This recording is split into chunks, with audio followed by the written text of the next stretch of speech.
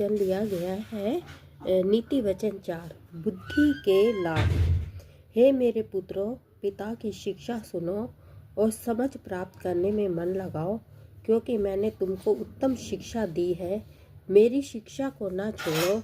देखो, मैं भी अपने पिता का पुत्र था और माता का अकेला दुलारा था, और मेरा पिता मुझे ये कहकर सिखाता था, तेरा मन मेरे वचन पर लगा रहे, तू मेरी आज्ञाओं का पालन कर, तब जीवित रहेगा।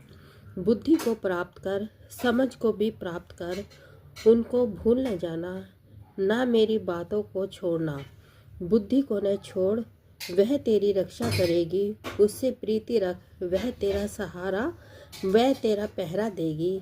बुद्धि श्रेष्ठ है, इसलिए उसकी प्राप्ति के लिए यत्न कर। जो कुछ तू प्राप्त करे उसे प्राप्त तो कर, परंतु समझ की प्राप्ति का यत्न घटने न पाए। उसकी बड़ाई कर, वह तुझको बढ़ाएगी। जब तू उससे लिपट जाए तब वह तेरी महिमा करेगी। वह तेरे सिर पर शोभायमान भूषण बांधेगी और तुझे सुंदर मुकुट देगी।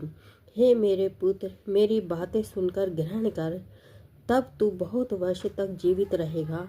मैंने तुझे बुद्धि का मार्ग बताया है और सिधाई के पथ पर चलाया है। चलने में तुझे रोक टोक न होगी, और चाहे तू दौड़े तो भी ठोकर न खाएगा। शिक्षा को पकड़े रहे, उसे छोड़ न दे, उसकी रक्षा कर, क्योंकि वही तेरा जीवन है। दुष्टों की राह में पाँव न रखना और न बुरे लोगों के मार्ग पर चलना।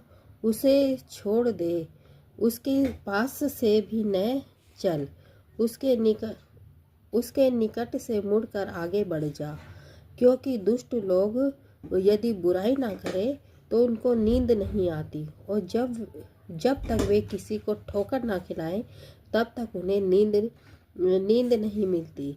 वे तो दुष्टता से कमाई हुई रोटी खाते और उपद्रव के द्वारा पाया हुआ दाख मधु पीते हैं, परंतु धर्मियों की चाल उस चमकती हुई ज्योति के समान है, जिसका प्रकाश दोपहर तक अधिक अधिक बढ़ता रहता है।